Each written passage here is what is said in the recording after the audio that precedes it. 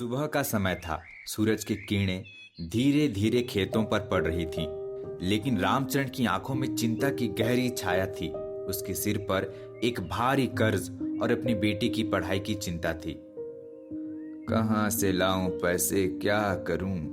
ठाकुर साहब का कर्ज और गंगा की पढ़ाई, सब कुछ उलझ गया है। रामचरण, ठाकुर साहब को 500 रुपए चाहिए और तुमने 1 हफ्ते का समय लिया था। अब बहाने नहीं चलेगा, तुम अपना कर्ज चुकाओ। मुंशी जी, फसल ठीक नहीं हुई इस बार, लेकिन जल्द ही कुछ न कुछ कर लाऊंगा।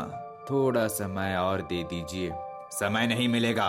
अगर पैसे नहीं आए तो तुम्हारी जमीन का क्या होगा, ये तुम समझ सकते हो।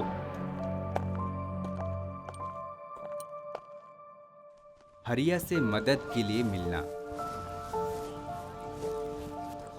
हरिया भाई, तू ही एकमात्र है जो मेरी मदद कर सकता है। ठाकुर साहब का कर्ज चुकाना है, तो तू ही कुछ कर सके तो बहुत मदद होगी।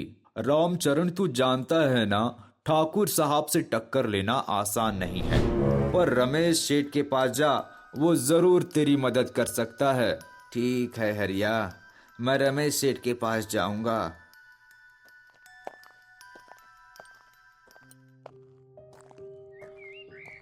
रमेश सेठ से मदद के लिए मुलाकात।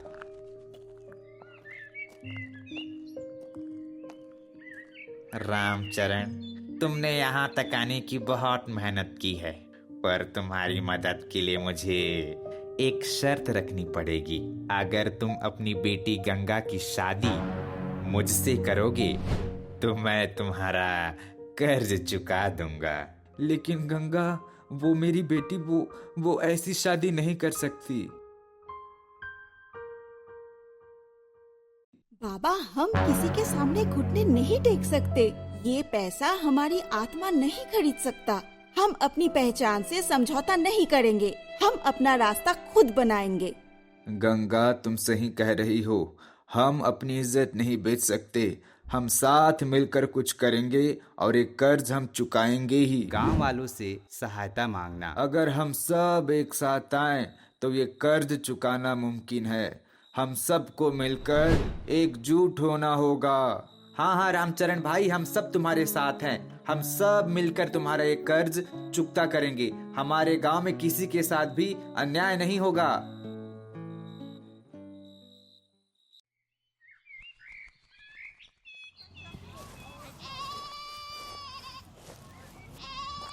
तुम लोग समझते क्या हो?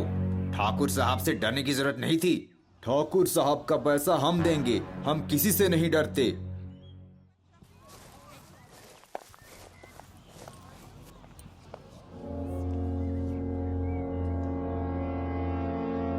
अगर इन गांव वालों ने हमें चुनौती दी तो हमें हार माननी ही पड़ेगी।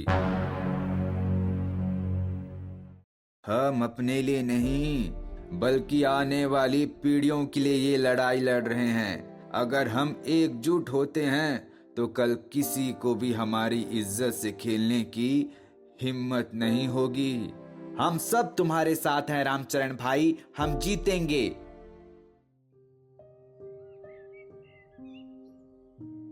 तुम लोगों को हराना आसान नहीं था, लेकिन अब मेरी हार निश्चित है।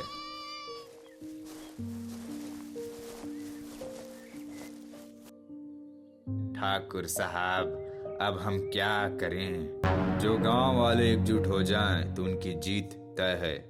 हमें हार माननी पड़ेगी।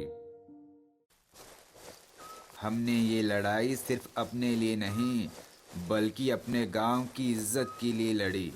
आज हमने दिखा दिया कि सच्चाई और एकता की ताकत कितनी बड़ी होती है।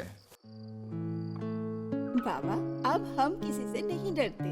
हमने अपनी मेहनत और सच्चाई से ये जीत हासिल की है। ये कहानी हमें सिखाती है कि जब हम अपनी सच्चाई और मेहनत पर विश्वास करते हैं तो कोई भी ताकत हमें आगे बढ़ने से नहीं रोक सकती। गांव के लोग एकजुट हुए और अपनी मेहनत और ईमानदारी से अपनी लड़ाई जीती।